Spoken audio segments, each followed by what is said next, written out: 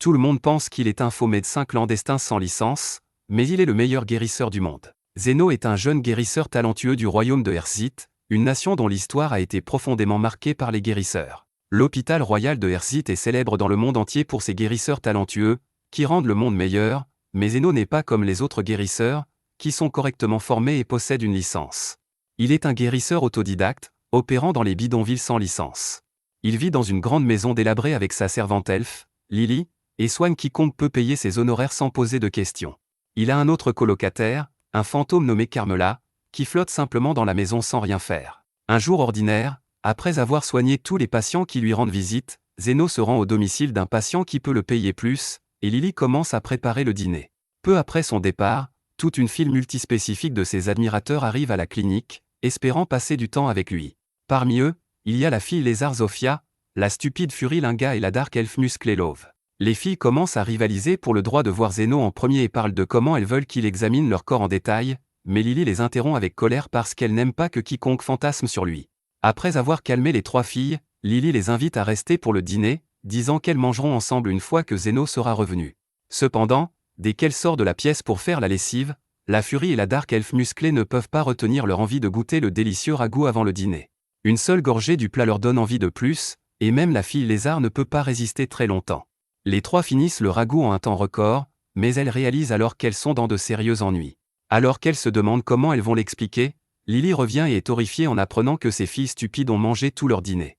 Elle commence à se rejeter la faute pour avoir fini la nourriture, mais Carmela arrive alors, furieuse parce qu'elle était vraiment excitée par le dîner de ce soir. Les trois filles sont mortes de peur face à elle et se portent volontaires pour aider Lily à préparer un deuxième repas. Lily leur annonce malheureusement qu'il n'y a plus d'ingrédients, alors elles décident d'apporter les meilleurs ingrédients qu'elles peuvent trouver pour elle. Pendant que les filles s'inquiètent pour le dîner, Zeno rentre chez lui après avoir terminé sa visite à domicile.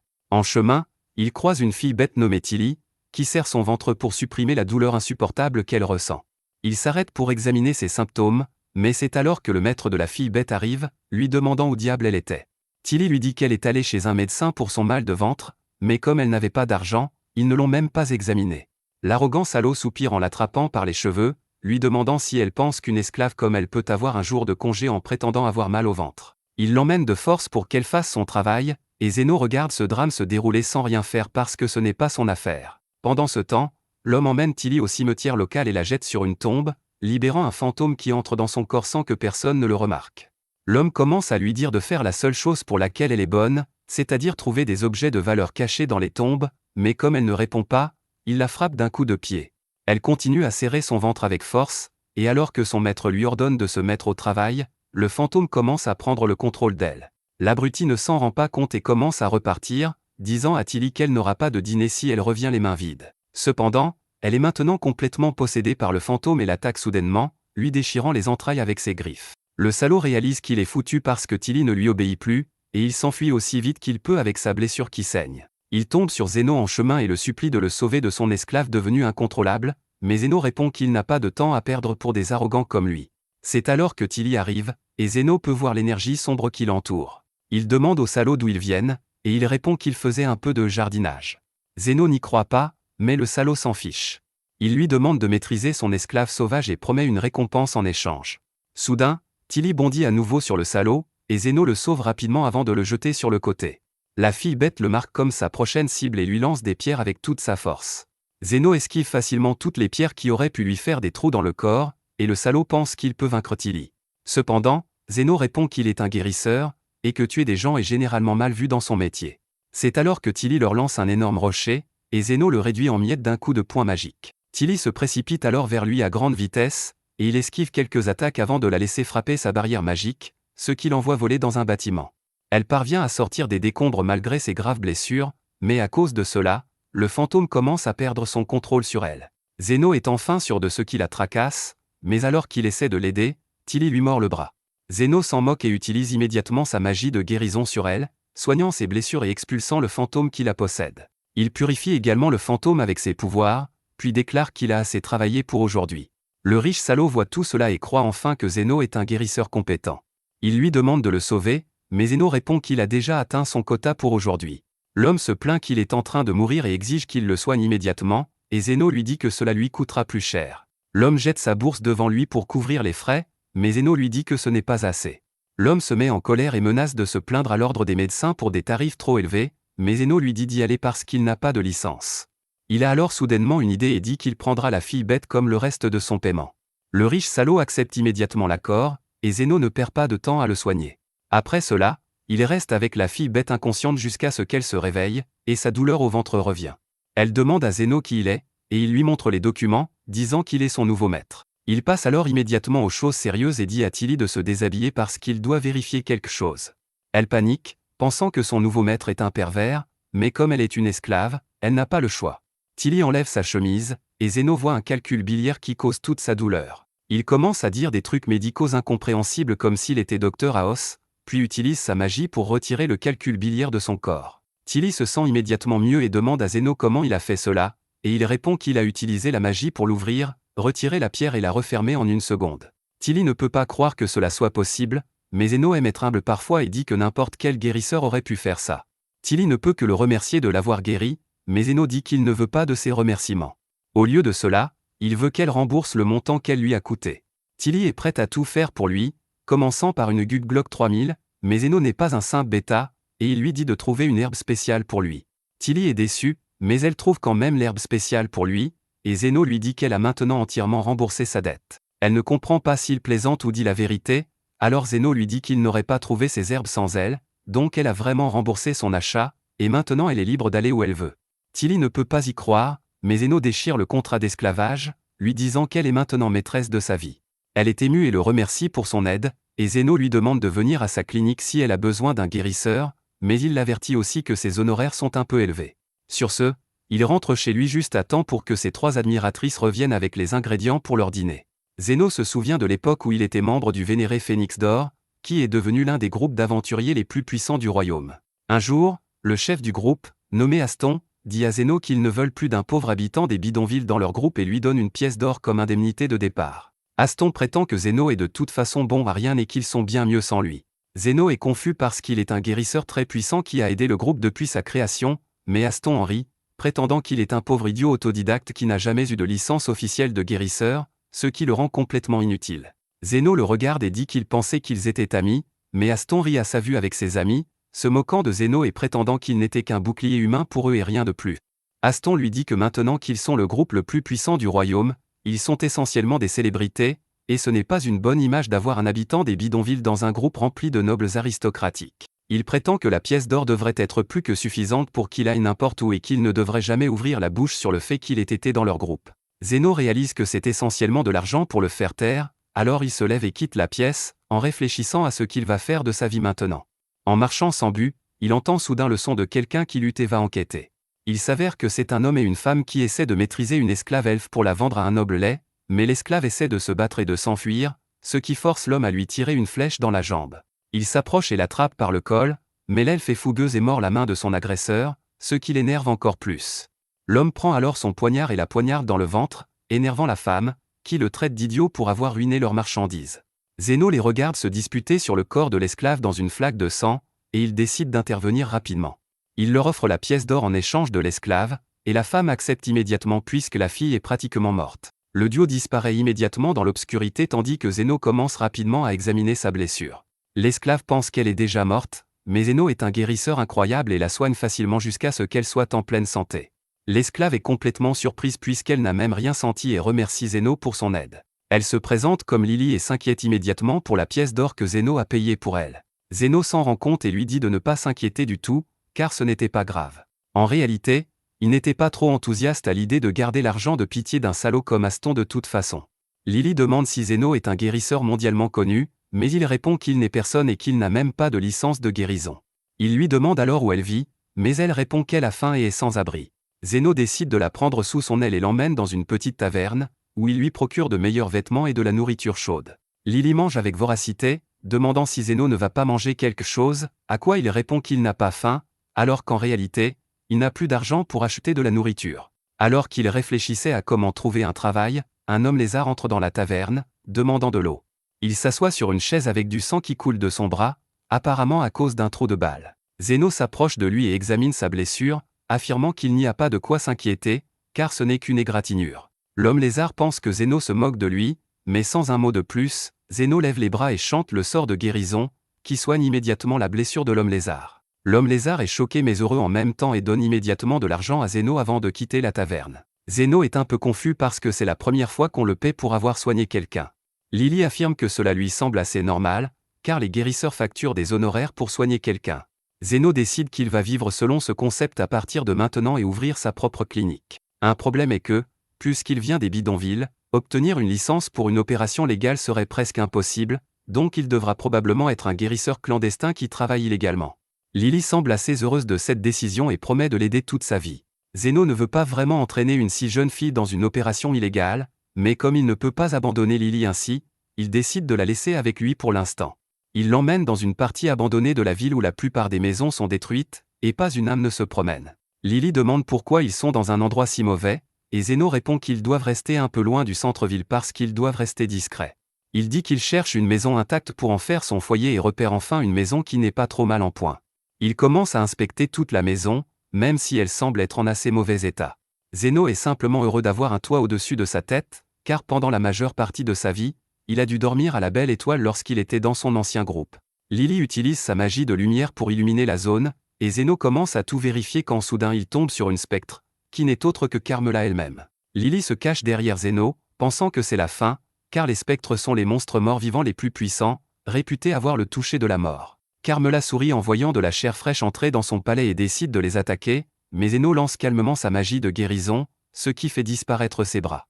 Elle est choquée de voir un humain se défendre, tandis que Lily le regarde, surprise, demandant comment diable il combat un spectre. Zeno a l'air confus et dit qu'il ne voit pas où est le problème, puisqu'il a déjà combattu des centaines d'entre eux. Il s'avère que chaque fois qu'Aston voulait s'amuser, il envoyait Zeno dans les donjons les plus profonds, où il était forcé d'affronter des spectres, mais Zeno a vite réalisé qu'ils sont en fait faibles face à sa magie de guérison. De retour dans le présent, Zeno s'excuse auprès de Carmela mais dit qu'il veut rester ici et qu'il essaiera de ne pas la déranger. La spectre décide d'attaquer à nouveau, mais Zeno la repousse facilement. Carmela est agacée car elle est la reine des spectres, et aucun humain n'a jamais osé la défier auparavant. Elle lève les mains et appelle une petite armée de spectres pour s'occuper de Zeno, mais le guérisseur clandestin est trop fort pour eux et lance un Baïl, qui tue immédiatement tous les spectres de bas niveau, laissant Carmela seule.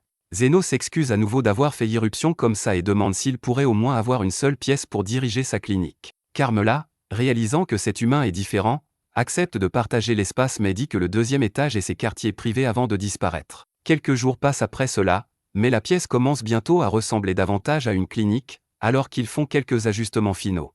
Lily demande s'ils devraient faire de la publicité, mais Zeno dit qu'ils n'ont rien à faire. C'est alors que la porte s'ouvre, et l'homme lézard entre à nouveau. Il se présente comme Zan et dit à Zeno que cette fois, il a amené sa sœur avec lui. La sœur regarde Zeno, demandant s'il peut s'occuper de la blessure à son bras. Zeno réalise qu'elle a dû être touchée par une balle empoisonnée magique, qui a complètement infecté son bras. Il dit que le bras devra être amputé, car il est déjà mort. La femme le regarde et demande combien elle devra payer, et Zeno cite 100 000 $. Zan est outré parce que c'est bien au-dessus du tarif du marché pour une simple amputation, mais la femme le calme, disant que Zeno est intelligent et sait qu'elle est Zofia, la chef du clan des lézards. Zeno ne le savait pas en fait, mais il a déjà entendu ce nom, car il y a des chefs de clans majeurs dans les bidonvilles, dont Zofia, qui vole les riches et distribue aux pauvres. Zofia lui demande de justifier un prix si élevé, et Zeno répond sèchement que régénérer un nouveau bras demande beaucoup d'énergie. Cela la laisse stupéfaite alors qu'elle demande « Qu'est-ce qu'il veut dire par régénérer ?» Il a l'air confus et dit qu'il va lui couper le bras et lui en donner un nouveau. Zofia est choquée mais lui dit que s'il peut faire ça, alors elle lui paiera l'argent qu'il demande. Bientôt, il l'allonge sur la table et utilise un scalpel éthéré pour amputer son bras avant d'en régénérer un tout nouveau. Zeno est surpris d'apprendre que les guérisseurs ne font normalement pas ce genre de choses, tandis que Zofia le remercie pour son aide, disant qu'elle enverra probablement plus de gens vers lui pour se faire soigner. Quelques jours passent quand, une nuit, après s'être occupé des patients, Zeno s'assoit pour prendre le thé avec Carmela et Lily. Lily demande « Pourquoi les lézards sont-ils toujours blessés quand ils viennent à lui pour de l'aide ?» Zeno dit qu'il y a 3 factions dans les bidonvilles souterrains qui sont constamment en guerre, les lézards, les ors et les furies. C'est alors qu'il sent quelque chose, et la porte s'ouvre alors qu'un groupe de furies entre dans la pièce avec une fille demi-humaine, qui se présente comme Linga, la chef des furies. Zeno sait qu'elle gère toutes les opérations de jeu et est une vraie tyran, alors il lui dit qu'ils sont fermés pour la journée, mais que si c'est une urgence, il peut jeter un coup d'œil. Linga rit et dit que peu importe combien de fois ils battent les lézards, ils reviennent toujours complètement guéris, et elle a appris que Zeno est celui qui les soigne. Sur ce, elle prend une grande hache et commence à marcher vers lui, disant qu'elle va le tuer pour qu'il ne puisse plus aider les lézards. Elle bondit sur lui, mais le bouclier autour de lui brise la hache. Tous les furies commencent à l'attaquer, mais cela n'a aucun effet sur lui, alors il commence à saccager son lieu. Il essaie de les arrêter, mais il n'écoute pas, quand soudain Carmela apparaît, furieuse de la destruction de sa maison. Tous les furies se pissent dessus en voyant une spectre en colère contre eux, mais avant qu'elle ne les supprime, Zeno l'arrête, disant que cette clinique est pour sauver des vies et non pour les prendre. Carmela décide de le laisser tranquille et remonte, tandis que Linga s'effondre immédiatement sur le sol, demandant pardon, car un homme qui peut affronter une spectre peut supprimer tous les furies d'un coup. Zeno leur dit de ne pas s'inquiéter, car il réalise qu'il a probablement une nouvelle source de clients pour sa clinique. Sa clinique est en plein essor depuis un moment déjà, car il reçoit constamment des patients de la faction des lézards ainsi que de la faction des furies.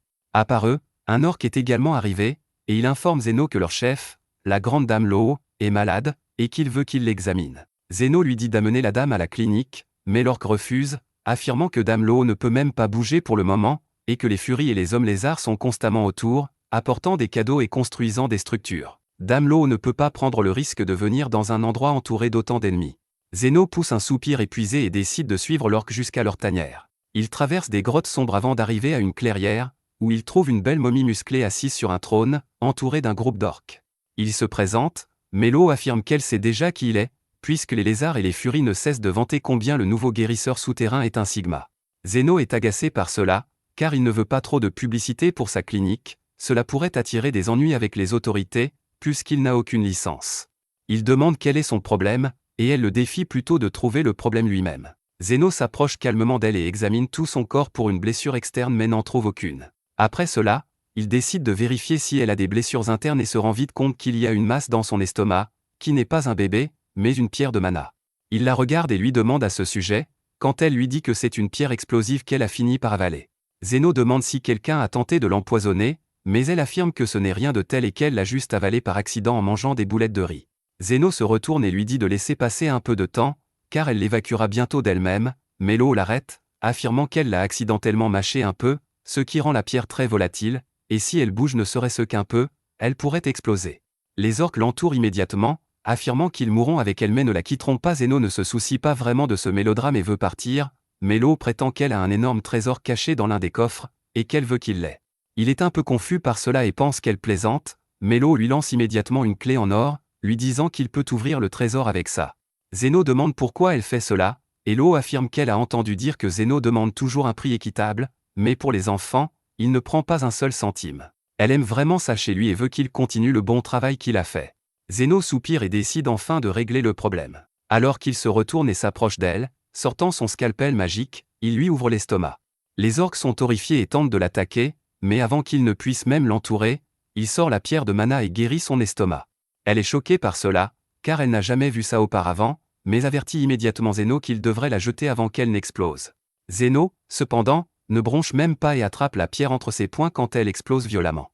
Après que la poussière soit retombée, Loo est complètement abasourdi de voir qu'il n'y a même pas une égratignure sur Zeno, qui se secoue avant de relancer la clé à Loo et de partir. Loo l'arrête et lui demande pourquoi il l'a guéri alors qu'il aurait pu simplement garder tout l'argent pour lui, mais Zeno affirme qu'il prend un prix équitable, et ce qu'elle lui offrait était trop pour une simple opération. Après ce jour, les chefs des 3 factions commencent à lui rendre régulièrement visite, même sans raison. Zeno met ça sur le compte de leur oisiveté totale, mais Lily soupçonne qu'il l'apprécie, ce que confirme Carmela, qui affirme que les 3 chefs sont complètement amoureux de lui et vont bientôt se faire la guerre pour lui. Zeno ignore cela, affirmant qu'il est juste un guérisseur sans particularité et rien d'autre, mais les paroles de Carmela s'avèrent vraies quand, un jour, les 3 chefs de faction lui rendent visite un par un, apportant des cadeaux et de la nourriture tout en affirmant qu'ils vont faire la guerre le lendemain. Le lendemain matin, les 3 factions se rencontrent sur le champ de bataille avec leurs hommes, discutant entre eux alors qu'ils se préparent à décider qui est le roi incontesté des bas-fonds. Avant que le combat ne commence, cependant, Zeno et Lily arrivent dans le stade, mais au lieu d'arrêter le combat, le médecin souterrain leur dit de se défouler une bonne fois pour toutes. Avec cette affirmation, Zofia tente de tirer le premier sang en sortant ses dagues et en attaquant Linga, mais la furie est rapide et parvient à esquiver l'attaque. L'orque décide de rejoindre l'action et saute sur Zofia, mais elle esquive l'attaque et recule. C'est alors que l'enfer se déchaîne, car toutes les factions commencent à s'entretailler et à se frapper dans un combat mortel, tandis que les chefs de chaque faction échangent des coups mortels avec l'intention de tuer. Lily semble très perturbée par tout cela, mais bientôt les choses prennent un tour étrange alors qu'ils continuent à se battre toute la journée, mais pour une raison quelconque, personne ne meurt ou ne abandonne, et toutes leurs blessures guérissent magiquement. Finalement, les chefs réalisent que Zeno les guérit tous en même temps, et il répond qu'il se fiche de combien de temps ils se battent, mais qu'ils sont ses patients, donc il continuera à les guérir. À ce stade, les chefs se mettent à rire en réalisant à quel point c'est stupide. Ils décident de faire une trêve et de gouverner les bas-fonds ensemble en paix. Lily semble vraiment contente de cela, tandis que Zeno affirme qu'il va leur facturer beaucoup d'argent, car guérir autant de gens à la fois est un travail très difficile. Quelques jours passent lorsque Zofia et son frère visitent à nouveau la clinique de Zeno pour se faire soigner. Linga et Lo sont également là, en train de se détendre, tandis que Zeno demande à Zofia comment elle s'est blessée cette fois. Zofia affirme qu'elle est une voleuse qui choisit des nobles très riches et leur vole avant de distribuer la richesse aux pauvres habitants des bidonvilles, et hier, alors qu'elle faisait cela, elle a fini par avoir une altercation avec les gardes royaux et s'est blessée. Son frère affirme que son cas était différent, car une femme folle nommée Krishna l'a attrapée en plein air et a commencé à lui tirer dessus comme une vraie américaine. Carmela sourit et dit à Zeno qu'elle a l'impression que cette Krishna pourrait lui rendre visite bientôt, car il a réussi à unir les trois factions en guerre pour la première fois depuis des années, et les nobles pourraient trouver cela menaçant. Zeno affirme qu'il ne veut pas s'occuper de tout cela et s'assoit pour manger le festin que Lily a préparé pour eux tous. Les paroles de Carmela s'avèrent vraies, car la femme connue sous le nom de Krishna est déjà entrée dans les bidonvilles et est choquée de voir la paix, alors que les furies jouent aux cartes avec les lézards tandis que les orques et les furies plaisantent et rient. Elle repère un lézard assis tranquillement et buvant de la bière, alors elle s'approche de lui, affirmant que ça fait longtemps depuis sa dernière visite dans les bidonvilles, et que les choses ont semblé beaucoup changer. Le lézard la regarde et affirme que maintenant qu'ils se connaissent tous, ils ont réalisé qu'ils sont tous les mêmes, donc il n'y a aucune raison de se battre. La femme lui demande qui était le médiateur qui a arrêté la guerre, mais le lézard affirme que le médiateur aime garder un profil bas, donc il ne donnera pas son nom.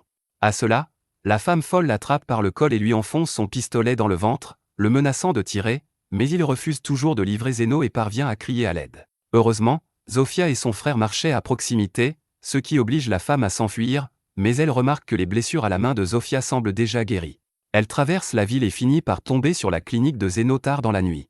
Elle entre dans la pièce, lui demandant des indications pour rejoindre la ville, mais au moment où il essaie de l'aider, elle sort immédiatement son pistolet et lui tire une grenade fumigène dessus, tandis que Lily regarde horrifiée, se demandant ce qui va se passer maintenant. La femme dit qu'elle enquêtait depuis un certain temps sur un kidnappeur ciblant les elfes, et qu'elle l'a enfin trouvé aujourd'hui. Lily essaie de lui dire que Zeno n'est pas un kidnappeur, mais la femme refuse de l'écouter, disant qu'adopter des enfants d'autres espèces est illégal sans passer par les canaux appropriés. Lily panique et lui dit que Zeno l'a sauvée, et la femme réalise qu'elle a sauté aux conclusions. Elle assure à Lily qu'elle a seulement tiré une balle de gaz endormant sur lui et qu'il ne mourra pas, mais elle est stupéfaite lorsque Zeno sort du nuage de gaz parfaitement indemne. La femme s'excuse auprès de lui pour avoir tiré sans avertissement, mais lui demande ensuite comment il peut être indemne. Zeno répond qu'il a simplement bloqué son attaque avec une magie défensive normale, et elle a du mal à le croire. Elle affirme que personne ne peut arrêter ses balles magiques, mais ce serait différent si Zeno était un magicien génial qui avait consacré toute sa vie à étudier la magie défensive. Zeno lui dit qu'il n'est rien de tel, mais la femme refuse de le croire, disant qu'il pourrait vouloir rester discret mais qu'il ne peut pas trahir Krishna, la vice-commandante des chevaliers royaux. Zeno et Lily sont inquiets en apprenant la véritable identité de la femme, et elle leur demande de coopérer avec elle pour sa mission d'enquête. Zeno envoie immédiatement un signal aux trois chefs pour qu'ils restent loin de sa maison, espérant qu'ils sont assez intelligents pour le suivre. Il s'assoit ensuite pour discuter avec Krishna, qui lui dit qu'il est du devoir de tous les citoyens de coopérer avec les chevaliers royaux, et qu'elle veut son aide pour arrêter la personne qui a mis fin à des décennies d'hostilité entre les trois espèces demi-humaines. Zeno panique en réalisant que la femme folle est là pour l'arrêter, mais Krishna continue son discours, disant que quiconque peut contrôler les trois tribus demi-humaines doit être vraiment puissant, et qu'elle ne peut pas laisser quelqu'un comme ça errer librement car il pourrait devenir une menace pour l'ordre de la ville. Elle explique qu'elle a essayé de faire parler les habitants des bas-fonds sur son identité, et que cela la rend encore plus certaine que l'homme dans l'ombre est un maître manipulateur maléfique qui excelle à contrôler les gens. Zeno essaie nerveusement de la convaincre que la personne qu'elle cherche pourrait simplement vouloir rester discrète, mais Krishna refuse de le croire et dit qu'une personne qui peut unir les trois tribus pourrait bientôt devenir une menace pour tout le pays. Zeno suggère alors que, comme il est déjà très tard, elle devrait rentrer chez elle. Il propose de lui montrer le chemin vers la ville, mais alors qu'elle se prépare à partir, Krishna repère un lit vide dans un coin. Zeno lui dit qu'il était sur le point de jeter ce lit car il n'est plus utilisé, et elle lui dit immédiatement qu'elle va l'utiliser à partir de maintenant. Zeno est confus, alors Krishna lui dit qu'elle a besoin d'une base d'opération près des bas-fonds pour trouver sa cible, et c'est pourquoi elle va rester ici pour le moment. Elle dit à Zeno qu'il n'a pas à s'inquiéter car elle paiera le loyer, et Carmela descend pour le taquiner à propos d'une autre femme dangereuse qui a fait irruption dans sa vie. Krishna utilise son autorité pour forcer Zeno à la laisser rester chez lui, mais cela rend Lily très jalouse. Pour montrer à Krishna qu'elle est la fille numéro 1 de Zeno, Lily grimpe sur ses genoux et le fait caresser ses cheveux. Voyant cela, Carmela redescend sous sa forme invisible et taquine Zeno en lui chuchotant à l'oreille, ce qui le panique. Ensuite, Lily continue d'essayer de montrer à quel point elle est proche de Zeno, mais malheureusement, Krishna est trop occupé à souffler sur son thé pour y prêter attention. Lily finit par s'endormir rapidement, et après l'avoir bordé, Zeno retourne parler avec Krishna. Elle lui demande des détails sur l'incident où il a sauvé Lily des kidnappeurs, mais il ne s'en souvient pas beaucoup. Krishna réfléchit un moment, puis en vient à sa mission principale de trouver le médiateur. Elle croit toujours que Zeno est un mage génial qui a maîtrisé la magie défensive, et elle veut savoir s'il y avait quelqu'un comme lui qui avait consacré sa vie à la magie de guérison, pourrait-il régénérer des bras? Zeno lui demande si ce n'est pas normal pour des guérisseurs compétents, mais Krishna ne l'entend pas à cause du son de sa propre voix. Elle dit que seul un saint ou des guérisseurs de très haut niveau peuvent régénérer des membres perdus, et Zeno lui demande en quoi cela importe. Elle lui dit qu'elle a gravement blessé le bras de Zofia lors d'un combat plus tôt, mais quand elle est venue dans les bas-fonds hier, son bras était complètement guéri. Krishna dit que si c'est l'œuvre d'un guérisseur de haut niveau vivant dans les bas-fonds, il doit avoir une autorité considérable ici, et il pourrait être le médiateur qu'elle cherche. Zeno lui demande ce qui la rend si agressive et passionnée par les bas-fonds, et Krishna lui dit que sa mère, une femme gentille qui venait nourrir les pauvres dans les bas-fonds tous les jours, a été tuée dans les bas-fonds par quelqu'un qui a essayé de voler son alliance. Elle a juré de devenir une héroïne qui apporterait la justice à ces criminels vivant dans les bas-fonds et a travaillé dur pour devenir la plus jeune vice-commandante des chevaliers. Le lendemain, Krishna part enquêter à nouveau dans les bas-fonds, disant à Zeno qu'elle reviendra la nuit, et entre-temps, Zofia lui rend visite. Alors qu'il la soigne, Zeno ne cesse de penser à l'histoire de Krishna, mais Carmela lui dit que ce n'est rien d'inhabituel et qu'il ne devrait pas s'en préoccuper autant. Juste au moment où Zeno finit de soigner Zofia, Krishna rentre à la maison, et les deux femmes entrent immédiatement dans une confrontation.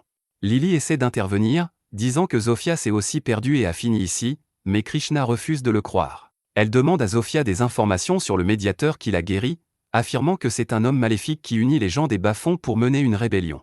Zofia se moque d'elle, disant que les gens maléfiques se trouvent dans toutes les couches de la société, mais Krishna est une classiste qui ne trouve des défauts qu'aux habitants des bas-fonds. Elle lui dit que la personne derrière le réseau de kidnapping qu'elle enquête est un noble haut placé, mais les chevaliers royaux n'ont même pas essayé de l'enquêter malgré des preuves évidentes. Krishna refuse de la croire, mais Zofia traite son sens de la justice de faux et dit que le médiateur est une bien meilleure personne qu'elle, quelqu'un qui ne se soucie pas de la hiérarchie ou de la politique et qui sauve simplement les gens qui ont besoin de son aide. Krishna devient furieuse et décide de lui tirer dessus, mais Zeno se place entre elles, disant à la chevalière qu'il ne la laissera pas tirer sur sa patiente. Krishna lui demande de quoi il parle, et Zeno décide de se confesser. Il lui dit qu'il est le guérisseur et le médiateur qu'elle recherche, mais elle ne le croit pas. Elle affirme qu'il est un expert en magie défensive et qu'il ne peut pas avoir maîtrisé la magie de guérison en même temps, donc il lui ment. Cependant, elle est maintenant sûre que même lui est du côté des demi-humains et du médiateur, alors elle décide de rompre tout lien avec lui. Elle lui dit qu'elle trouvera un autre endroit où rester et travailler dans les bas-fonds car elle ne peut pas laisser son image de chevalière parfaite être entachée en restant avec lui. Elle quitte la clinique avec ça et part dans la direction opposée au bas-fond. Zeno pense qu'elle s'est perdue dans une rue à sens unique, mais au lieu de cela, Krishna se rend directement à la maison du noble nommé Kalindor, que Zofia a accusé d'être le chef du réseau de kidnapping. Krishna dit à Kalindor que récemment, la criminalité a augmenté dans cette région, et qu'elle est là pour faire une inspection surprise de la sécurité de son manoir. Kalindor accepte volontiers qu'elle vérifie la sécurité de sa maison, et Krishna ne trouve rien d'inhabituel, ce qui lui fait penser que Zofia parlait sous le coup de la colère plus tôt. Cependant, alors qu'elle est sur le point de repartir, Krishna remarque quelque chose d'étrange dans la répartition des gardes. Elle se rend compte qu'il y a trop de gardes chez Kalindor, et la plupart sont postés près de la porte arrière. Elle décide d'enquêter davantage et trouve une prison souterraine pleine de victimes de kidnapping. Elle dit aux enfants de ne pas s'inquiéter car elle est là pour les sauver, mais quelqu'un lui tire alors dans le dos. Krishna se retourne pour voir Kalindor, qui lui a tiré dessus avec ses propres armes qui avaient été confisquées avant qu'elle n'entre dans son manoir. Il lui tire à nouveau dessus, détruisant son bras, puis se moque d'elle, disant que la célèbre rose de fer a été réduite à une femme impuissante devant lui. Krishna réalise qu'elle ne pourra peut-être sauver personne maintenant, mais heureusement, Zofia amène Zeno à l'endroit juste à temps. Kalindor ne perd pas de temps et lui tire dessus, mais Zeno bloque tout facilement. Cela panique le gros imbécile, qui trébuche sur rien en essayant de sortir son deuxième pistolet. Zeno le ramasse et le pointe vers lui, et Kalindor implore sa pitié, disant à Zeno qu'il devrait être reconnaissant qu'un noble s'excuse devant lui. Zeno soupire et tire sur ce déchet non recyclable, ne le tuant pas mais l'assommant pour longtemps. Il se tourne ensuite vers Krishna, qui a accepté que la mort vienne pour elle. Elle demande à Zeno de dire aux chevaliers royaux ce qui s'est passé ici, mais il lui dit de se taire car il doit se concentrer pour régénérer son bras.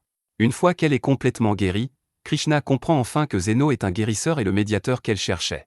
Elle commence à le considérer comme un véritable héros et dit qu'elle ne pourrait jamais rien faire pour l'égaler. Cependant, Zeno lui dit qu'elle est l'héroïne des enfants ici car elle a été la première à agir pour les sauver. Krishna est ému aux larmes en entendant cela, et bientôt, elle appelle les soldats pour l'aider à sauver les enfants. Zeno dit à Zofia qu'ils devraient rentrer avant que quelqu'un ne les approche, mais Krishna court immédiatement après eux, demandant à Zeno pourquoi il l'a sauvée. Il lui dit froidement qu'elle n'a pas payé le loyer pour avoir passé une nuit chez lui, et qu'il va lui envoyer la facture pour ça, ainsi que pour les soins d'aujourd'hui. Quelques jours plus tard, Zeno fait des courses avec Lily, mais en passant par des rues familières, les souvenirs de son enfance lui reviennent. Il était un orphelin solitaire dans les bas-fonds jusqu'au jour où un aventurier nommé Aston est venu le chercher pour l'embaucher. Il ne se souciait même pas de ce que Zeno pouvait faire car il voulait juste quelqu'un pour faire ses courses et agir comme son esclave. Zeno a dit à Aston qu'il connaissait un peu de magie de guérison, mais il en a ri car il n'y avait aucun moyen qu'un pauvre orphelin des bas-fonds puisse se permettre ce type d'éducation.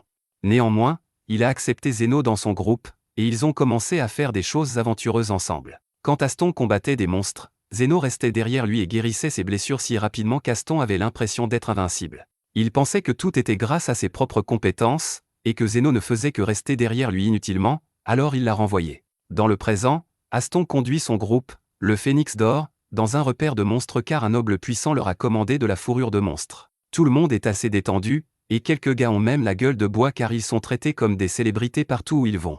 Ils trouvent les renards de feu dès qu'ils entrent dans la grotte, et Aston ordonne à un gars de lancer un sort de défense sur lui avant de charger tête baissée sur les monstres. Le monstre lui mord la main, lui causant de graves brûlures, et Aston panique car il n'a pas l'habitude de la douleur. Pendant ce temps, les autres membres de son groupe se font attaquer par les renards, et Aston a l'impression d'être entouré d'imbéciles incompétents. Il se tourne vers le gars responsable de la magie défensive, qui ne peut pas concentrer son mana correctement à cause de sa gueule de bois.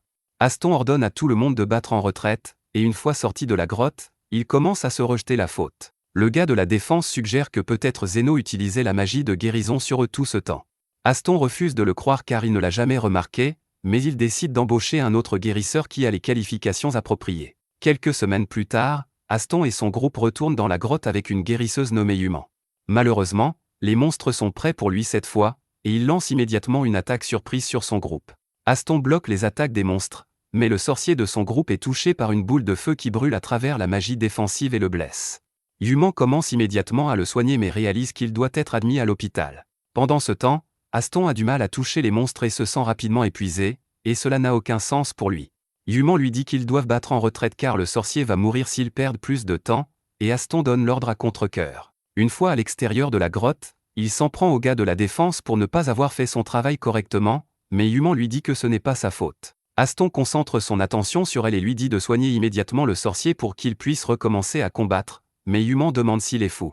Elle dit que seul le saint et quelques guérisseurs de haut niveau peuvent soigner de telles blessures instantanément, et cela fait se demander à Aston si Zeno les soignait vraiment de dommages aussi graves tout ce temps. Bientôt, il retourne en ville où le majordome du noble vient lui dire qu'il a échoué sa mission et qu'il ne devrait plus jamais se montrer en ville. Aston panique et supplie pour une autre chance, blâmant Zeno pour l'échec. Le majordome lui donne la chance qu'il a demandée, et Aston décide de réembaucher Zeno pour pouvoir utiliser ses talents à nouveau et devenir célèbre. Bientôt, Aston et le gars de la défense, Gil, vont dans les bas-fonds pour trouver Zeno, et ils décident de demander l'aide des 3 tribus demi-humaines pour cela. Ils vont d'abord à la tribu des hommes lézards, et Aston dit à Zofia qu'il cherche un guérisseur nommé Zeno qui est venu dans les bas-fonds il y a 2 mois. Zofia commence à rire de manière incontrôlable en entendant cela et remarque qu'Aston a en effet l'air assez stupide pour renvoyer quelqu'un d'aussi compétent que Zeno. Aston est offensé et essaie de dégainer son épée, mais il recule en réalisant qu'il est entouré de guerriers lézards. Zofia lui dit de rentrer chez lui car ni elle ni Zeno n'ont le temps de s'occuper d'idiots comme lui. Aston devient furieux, mais un regard froid de Zofia lui fait réaliser la différence de pouvoir entre eux, et il recule immédiatement. Il va ensuite à la tribu des hommes bêtes, et Linga se moque aussi de lui pour être l'idiot qui a renvoyé Zeno. Elle lui dit qu'elle ne veut pas faire affaire avec quelqu'un comme lui, et avant qu'Aston ne puisse essayer de l'intimider, elle l'effraie en montrant sa vitesse. Ensuite, il va au repère des ors et reçoit une réponse similaire de Loo, mais cette fois, il est assez intelligent pour partir sans faire le malin. Une fois dehors, Aston pique une crise car il ne croit pas que Zeno puisse avoir autant d'influence dans les bas-fonds. Soudain, Gil remarque Zeno marchant dans la rue avec Lily, et les deux vont le confronter. Aston joue les durs, disant à Zeno que c'est sûrement de la chance qu'il ait survécu seul pendant 2 mois. Zeno répond qu'il n'a pas le temps de discuter avec lui et continue son chemin, mais cela frustre Aston, qui crie qu'il est venu pour le laisser réintégrer le groupe. Zeno refuse froidement, disant à Aston que personne n'acceptera un travail sans salaire et avec des conditions horribles. Aston se sent insulté et lui dit qu'il devrait être reconnaissant de faire partie d'un groupe aussi célèbre. Zeno soupire et dit qu'il aidera son groupe s'ils sont si désespérés, mais cette fois, il va facturer un montant équitable pour les soins et les sorts de défense. Aston est surpris et dit à Zeno qu'il ne devrait pas faire de telles demandes car il n'a nulle part où aller. Juste à ce moment-là, des gens des bas-fonds viennent et commencent à discuter joyeusement avec Zeno. Il est rapidement entouré de gens, et Aston est confus sur ce qui se passe. Une fois que tout le monde est parti, Zeno décide de rentrer chez lui, et Aston commence à lui crier dessus, lui rappelant que c'est lui qui l'a sorti de la rue. Zeno en a assez de lui, alors il lui dit simplement qu'il est trop tard. Il s'éloigne avec ça, et l'idiot décide de l'attaquer. Cependant, avant même qu'il n'atteigne Zeno, il est touché par une balle et projeté sur le côté de la route. Krishna le traite de stupide pour avoir essayé d'agresser quelqu'un devant la vice-commandante des gardes royaux, et Zeno est surpris de la voir ici. Il lui demande ce qu'elle fait dans cette partie des bas-fonds, et Krishna répond qu'elle le cherchait et s'est perdu, mais que tout s'est bien terminé. Pendant qu'ils discutent, Aston est encore plus perplexe car Zeno a une bonne connexion non seulement avec les chefs des bas-fonds mais aussi avec la garde royale. Alors qu'il se relève, Krishna lui dit qu'il est en état d'arrestation pour tentative d'agression. Aston rejette immédiatement la faute sur Gil et s'enfuit, déterminé à donner une leçon à Zeno pour l'avoir ignoré plus tard. Quelques jours après, tout le monde se réunit chez Zeno, et ils commencent à discuter de la façon dont Aston et son acolyte les ont approchés. Les 3 chefs disent à Zeno qu'ils ont mis des espions après eux au cas où ils créeraient des problèmes, mais étonnamment, ils ont disparu sans laisser de traces. Lily est soulagée, pensant qu'ils ont abandonné la poursuite de Zeno, mais juste à ce moment-là, Carmela apparaît derrière elle et dit qu'il pourrait être allé à la guilde souterraine, qui s'occupe de toutes sortes de demandes illégales pour le bon prix. Lily a peur en entendant cela, mais Zeno lui dit que la guilde souterraine demande une grosse somme d'argent, et Carmela ajoute que si Aston était si désespéré de le récupérer, cela signifie qu'il traverse une période difficile et que l'argent est serré. Lily est enfin soulagée en entendant cela, mais Ophia lui parle alors d'un étrange mercenaire qui accepterait n'importe quel travail, même sans salaire, si certaines conditions sont remplies. Plus tard dans la nuit, Lily trouve Zeno éveillé, alors elle lui prépare du thé et lui caresse la tête pour l'aider à se détendre. Elle s'endort rapidement après, et une fois que Zeno l'a bordé, il trouve Carmela qui l'attend dehors. Elle l'encourage à parler librement de son groupe, et Zeno lui dit qu'il aurait dû frapper Aston au visage quand il l'a vu. Elle commence alors à lui demander comment il est devenu si bon en magie de guérison, et Zeno lui dit qu'il a essayé de ressusciter une personne morte quand il était enfant mais qu'il a été sévèrement battu par son maître à cause de ça. Carmela est choquée d'entendre cela car la réanimation est un tabou, puis elle commence à lui parler des formes de vie artificielles qui existaient il y a 300 ans, quand elle était encore en vie. Elle lui raconte tout sur les redoutables golems utilisés par l'armée démoniaque dans la guerre contre les humains, et une fois l'histoire terminée, Zeno décide d'aller se coucher. Soudain, le sol tremble, et Carmela s'envole pour voir ce qui se passe dans les bas-fonds. Elle trouve certaines parties des bas-fonds en feu, avec un golem géant qui les ravage, et elle panique, pensant qu'elle a porté malheur aux bas-fonds en mentionnant les golems. Le géant golem ravage les bidonvilles, détruisant tout sur son passage tandis que les gens fuient pour sauver leur vie. Zeno se rend sur place pour voir le golem de près, et Carmela l'accompagne. Elle déclare qu'il est vraiment suspect qu'une arme ancienne comme celle-ci se retrouve dans les rues d'un bidonville, et il se demande comment elle est arrivée là. Juste à ce moment-là, les 3 chefs de gang arrivent sur les lieux, et Zeno est heureux de voir qu'elles vont bien. Les filles lui disent qu'elles ne sont pas blessées, mais que leurs subordonnés ont été gravement touchés par l'attaque du monstre. Elles interrogent Zeno au sujet du monstre géant, car elles n'ont jamais rien vu de tel auparavant, et il leur explique qu'il s'agit d'une forme de vie artificielle créée à l'aide d'une technologie magique que l'on croyait éteinte. Lo mentionne qu'une de ses orques a signalé que le golem venait des profondeurs des bidonvilles, et Zeno se demande si la guilde souterraine est derrière tout ça. Il décide que soigner les blessés est la priorité et demande aux 3 filles de rassembler tous les blessés en un seul endroit. Il jure que celui qui a fait cela paiera le prix, mais l'homme qui a envoyé le golem observe sa performance de loin. L'assassin nommé Guide est le responsable de l'attaque. Il a accepté la mission après qu'Aston l'ait approché pour se venger, et il n'a même pas demandé beaucoup d'argent, car il était plus intéressé par les intentions d'Aston que par son argent. Lorsque Guide a appris qu'Aston voulait simplement se défouler sur Zeno et tous ceux qui lui sont proches, il a rimé à accepter le marché, car cela suffisait à satisfaire sa nature perverse. Il a ensuite montré à Aston un noyau de golem qu'il était en train de développer et lui a affirmé qu'il serait suffisant pour vaincre Zeno définitivement. En ce moment, Guide observe le golem détruire les bidonvilles et pense qu'il est assez destructeur, mais pas aussi rapide qu'il le souhaitait. Il commence à se demander comment Zeno se sentira lorsque les gens qui lui sont proches commenceront à mourir un par un, mais Zeno ne compte pas laisser cela arriver. Alors que les 3 gangs demi-humains rassemblent tous les blessés en un seul endroit, il utilise un puissant sort de soin à distance, les guérissant instantanément. Il commence ensuite à soigner les blessures mineures, mais il est furieux tout du long, car il n'est pas sûr d'être payé pour avoir soigné des centaines de personnes, et en plus de cela, Lily est toujours à la maison. Guide observe tout depuis son emplacement et est impressionné par les compétences de guérison de Zeno. Cependant, il sait que guérir tout le monde ne résoudra rien tant qu'ils ne s'occuperont pas du golem, et il veut voir comment Zeno va tenter de le faire. Peu de temps après, Zeno a fini de soigner tous les blessés et peut enfin se détendre. Il regarde le golem qui continue de semer la destruction dans les bidonvilles et se demande s'il rentrera chez lui une fois qu'il se sera lassé.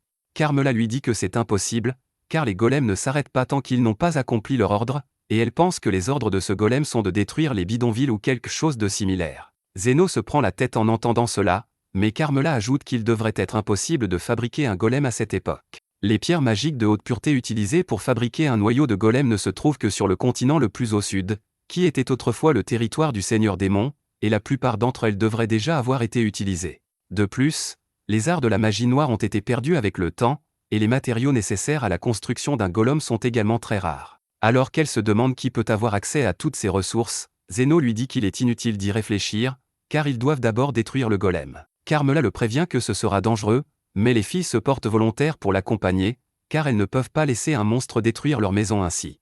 Zeno demande alors à Carmela comment détruire un golem, et elle lui répond qu'il doit détruire son noyau, sinon, le golem continuera à se régénérer. Cependant, Zeno ne veut pas détruire le noyau, car alors il ne pourra pas le vendre. Quoi qu'il en soit, il emmène les filles vers le golem et leur dit de le frapper avec tout ce qu'elles ont. Elles se précipitent pour combattre, et Zeno améliore leur capacité avec ses buffs. Les filles constatent que leur force et leur vitesse ont considérablement augmenté, et un seul coup suffit à fissurer la jambe du golem et à le faire tomber au sol. Cependant, il répare instantanément les dégâts et frappe l'un gars, l'envoyant valdinguer. Heureusement, Zeno est là pour la couvrir, et il soigne ses blessures en temps réel, lui donnant l'impression de n'avoir subi aucun dommage. Ce n'est pas si facile pour Zeno, car il n'a pas combattu depuis des mois, mais il commence à retrouver son rythme au fur et à mesure du combat. Il essaie de rester à une distance minimale des filles, sinon sa magie ne sera pas efficace sur elles, et il alterne entre sorts défensifs et sorts de soins selon les besoins du moment. Pendant ce temps, les filles continuent d'endommager le golem, et Zeno remarque qu'il met un certain temps à se régénérer. Il ordonne aux filles de briser ses 2 jambes, et elles le font, faisant basculer le golem. Cependant, elles remarquent trop tard qu'une fille dans la zone n'a pas été évacuée à temps, et le golem est sur le point de lui tomber directement dessus. Zeno panique, car il ne voit pas assez clairement la fille pour lui lancer un sort défensif, et il se précipite, espérant la protéger à temps. Il ne peut pas l'atteindre avant que le golem ne tombe, mais étonnamment, le golem lui-même fait un effort pour protéger la fille. Zeno est perplexe face à cela, mais il commence à scanner le golem pendant que la fille s'enfuit. Il termine rapidement son scan, et juste à ce moment, Carmela arrive. Elle dit que le golem se comporte étrangement, et Zeno lui explique que le golem n'est pas entièrement artificiel. Il déclare que le noyau du golem se trouve dans la moitié gauche de sa poitrine et qu'il ne s'agit pas seulement d'une pierre magique, mais d'un humain lui-même. Guide observe tout cela de loin et sourit en voyant Zeno découvrir son stratagème. Il n'avait que des pierres magiques imparfaites à sa disposition, et la meilleure façon d'en faire des noyaux de golem était de les combiner avec un humain. Cependant, les golems fabriqués de cette manière sont assez difficiles à contrôler, mais Guide a pensé que puisque Aston était un idiot débordant d'émotions négatives, il ne serait pas très difficile de le contrôler.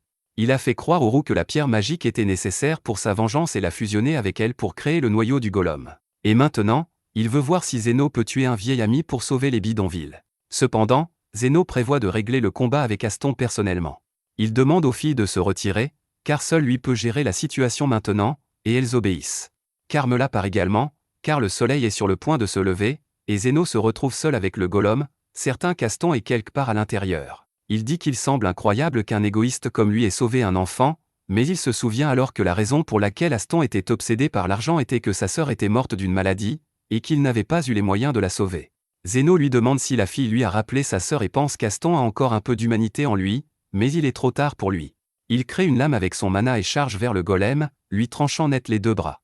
Alors que le golem rugit, Zeno bondit à nouveau sur lui et tranche sa poitrine avec toute sa force, exposant Aston, qui est coincé à l'intérieur. Zeno dit à Aston que c'est la fin et le frappe sans hésitation. Guide est assez surpris de voir cela, car il ne s'attendait pas à ce que Zeno soit aussi impitoyable, mais il comprend aussi qu'il pourrait vouloir se venger de tous les mauvais traitements. Il décide de partir, car il est déçu, mais il voit alors quelque chose d'étrange. Zeno ne se contente pas de frapper Aston, il le soigne en même temps. Il détruit les parties du corps d'Aston qui sont fusionnées avec la pierre magique et les régénère instantanément, les transformant en un corps humain normal. C'est vraiment épuisant, mais Zeno continue, et Guide est abasourdi en voyant cela. Il ne peut pas croire que Zeno ait encore autant d'énergie et de précision après avoir soigné des centaines de personnes. Il ne parvient toujours pas à concevoir qu'une personne aussi talentueuse que lui puisse exister et commence à repenser sa stratégie. Pendant ce temps, Zeno dit à Aston qu'il serait mieux pour le monde qu'il meure ici, mais qu'il ne peut pas laisser cela arriver, car quelqu'un doit payer pour les dégâts dans les bidonvilles et ses honoraires pour avoir soigné des gens toute la nuit, alors il gardera Aston en vie pour lui soutirer de l'argent, ainsi qu'à son complice. L'autre raison est qu'Aston lui a rendu 2 énormes services dans le passé. Le premier a été de le sortir de la rue, et le second a été de lui donner une pièce d'or comme indemnité de départ, ce qui l'a aidé à libérer Lily, et cette décision a changé sa vie. Zeno ajoute que la raison finale est la plus importante et qu'il est un guérisseur et qu'il ne peut laisser personne mourir sous sa surveillance. Sur ce, il frappe la pierre magique dans le cœur d'Aston de toutes ses forces, la brisant. Bientôt, Aston est complètement libéré de la pierre magique, et alors qu'il est à genoux, il admet que Zeno est si exceptionnel que cela lui donne envie de vomir. Il l'a vu soutenir les filles demi-humaines plus tôt, et maintenant il réalise qu'il faisait la même chose pour leur groupe également.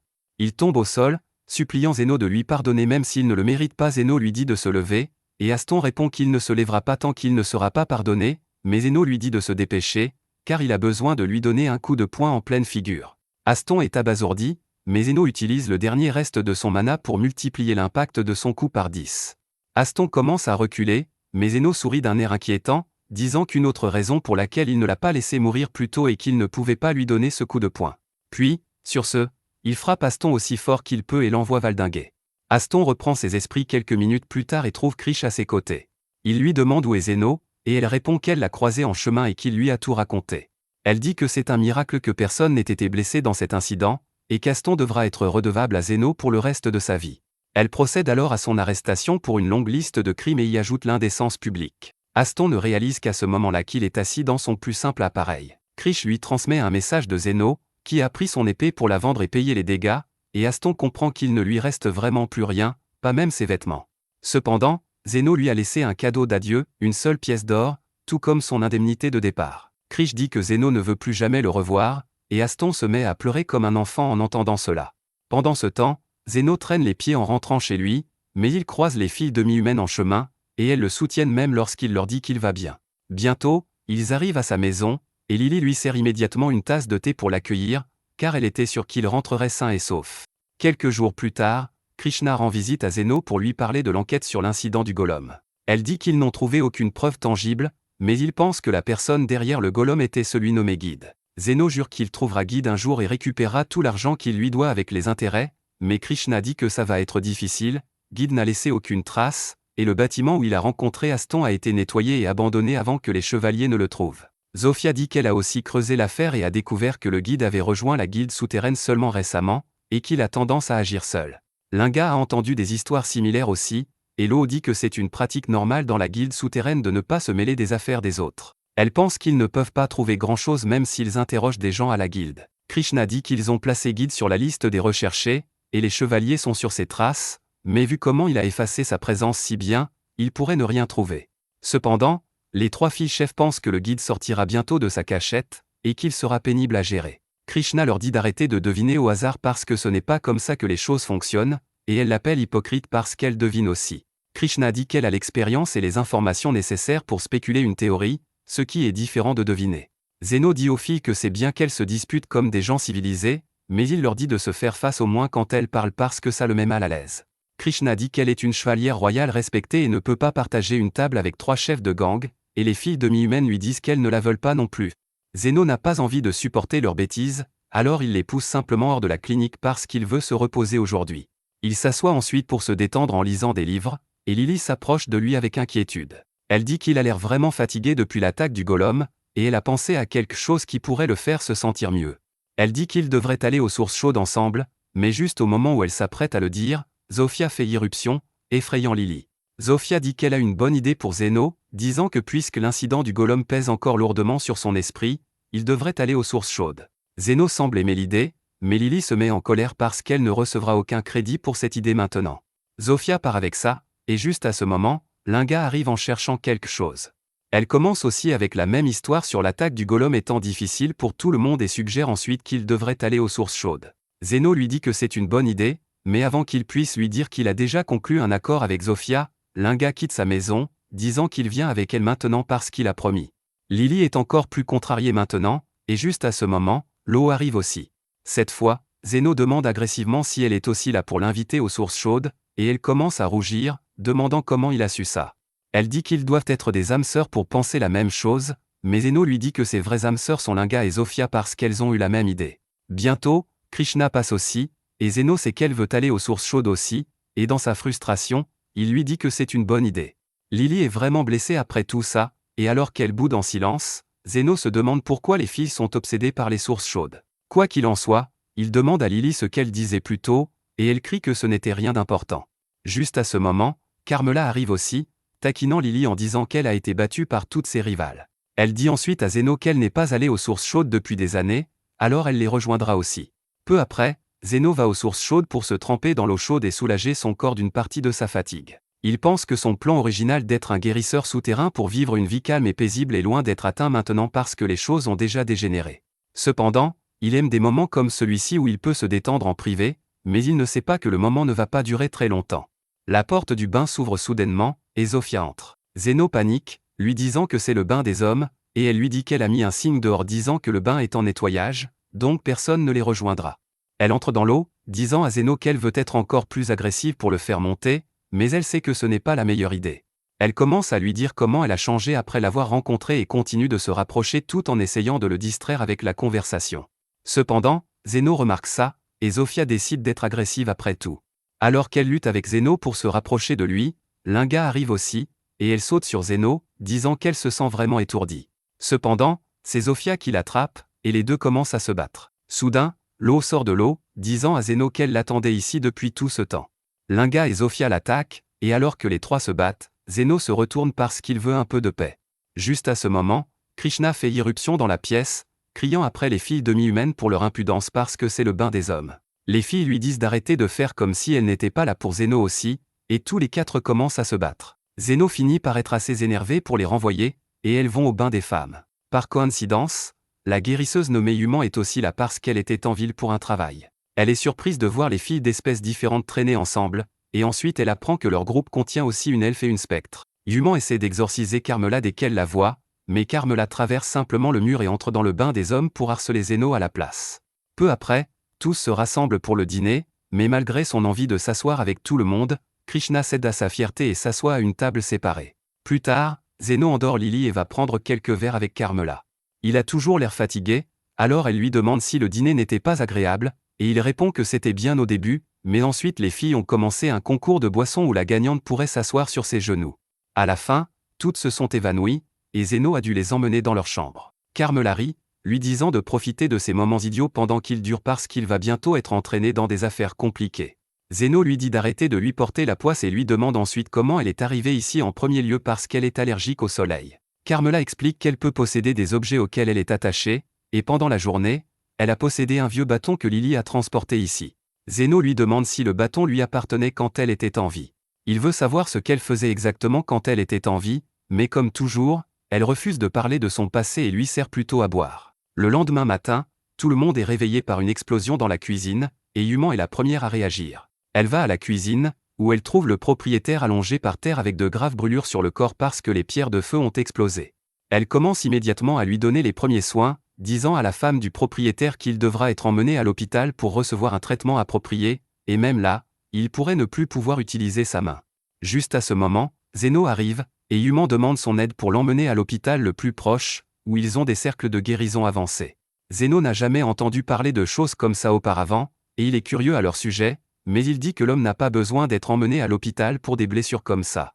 Il s'en va, disant que son transport est déjà là, mais avant de partir, il guérit l'homme gratuitement parce qu'il a apprécié la nourriture qu'il a cuisinée.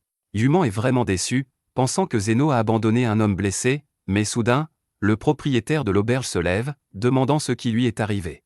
Il est complètement guéri, et Human perd la tête en réalisant que Zeno doit être l'un des guérisseurs d'élite les plus haut placés pour traiter une blessure aussi grave instantanément. Ainsi, une fois de retour à l'hôpital royal, Human raconte tout à son patron à propos de l'incident. Son patron dit que le pays aimerait certainement engager Zeno s'il est si compétent, mais il pense qu'ils n'ont pas assez d'informations pour le trouver. Il dit que puisque Zeno a guéri une personne et est parti sans demander d'argent, il doit être un bon guide, et ils peuvent le laisser tranquille. Cependant, alors que Yuman dit qu'il portait une grande veste noire, son patron devient soudainement curieux et décide de chercher Zeno personnellement. Yuman lui demande ce qui l'a fait changer d'avis, et il répond qu'il veut rencontrer un autre guérisseur d'élite comme lui. Quelques jours plus tard, le frère de Zofia vient chez Zeno, portant un homme inconscient avec lui, qui s'avère être le patron de Yuman. Le lizardement dit à Zeno qu'il a trouvé le type inconscient dans les bas quartiers après avoir craché beaucoup de sang, et il l'a immédiatement amené ici. Zeno allonge l'homme sur la table et commence à scanner son corps pour des maladies potentielles. Soudain, il se rend compte que les poumons de l'homme sont en mauvais état parce qu'il a une maladie appelée le poumon rouge. Il dit à Lily et au type lizard de s'éloigner parce que leur patient a une maladie plus mortelle qu'Ebola et plus contagieuse que le Covid. Cependant, il doute immédiatement de son diagnostic parce que la maladie du poumon rouge a été éradiquée il y a quelques années grâce à un remède. Alors qu'il réfléchit à d'autres options, l'homme se lève soudainement, disant à Zeno qu'il est vraiment doué pour diagnostiquer les maladies. Il se présente comme un guérisseur d'élite de l'hôpital royal nommé Hernardo. Zeno lui demande ce qu'il fait ici quand Yuman arrive en courant à l'hôpital. Elle est folle d'inquiétude pour Hernardo, qui s'est rendu malade exprès pour trouver Zeno. Zeno lui demande s'il a vraiment la maladie du poumon rouge, et alors qu'Hernardo crache du sang, il explique qu'il a pris un médicament qui copie seulement les symptômes de la maladie. Il prend ensuite un antidote qui l'aidera à aller mieux rapidement, et Zeno demande où diable il a eu des médicaments comme ça. Hernardo lui dit qu'il a fabriqué les médicaments lui-même quand il essayait de trouver un remède pour la maladie du poumon rouge. Zeno réalise finalement qu'Hernardo est un gros bonnet, et Yuman commence à flamboyer après son patron. Alors qu'elle explique qu'il a trouvé les remèdes à de nombreuses maladies dangereuses et que ça lui a valu le titre de guérisseur d'élite, Hernardo rit et dit qu'il était curieux de voir Zeno quand il a entendu parler d'un guérisseur souterrain compétent avec une grande veste noire, mais il n'était pas celui qu'il cherchait. Zeno lui dit que la grande veste était en fait celle de son maître, mais il n'a jamais appris son nom. Les instincts d'Hernardo lui disent que Zeno est l'élève de l'homme qu'il recherche, et il lui demande de travailler à l'hôpital royal parce qu'ils ont un cas plutôt délicat entre les mains. Juste à ce moment, les trois filles demi-humaines arrivent parce que Carmela a hissé le drapeau rouge en sentant une urgence. Elles sont prêtes à battre Hernardo et Yuman en bouillie s'ils essaient d'emmener Zeno, et Hernardo décide de changer d'approche. Il dit à Zeno qu'il en fera une quête officielle pour l'engager temporairement, et Zeno ne pense pas que ce soit une mauvaise idée. Les filles ne sont pas contentes de ça, mais Zeno dit qu'il a besoin de quelques guérisseurs d'élite de son côté maintenant qu'il a été exposé, et plus important, il se souvient que le médicament pour la maladie du poumon rouge a été distribué gratuitement dans les bas quartiers dans le passé, alors il veut rembourser sa dette pour ça. De plus, Hernardo semble connaître son professeur, et Zeno veut en savoir plus sur lui, alors il accepte de travailler à l'hôpital royal avec lui. Si vous avez aimé cette vidéo, pensez à vous abonner et regarder la vidéo sur votre écran ensuite.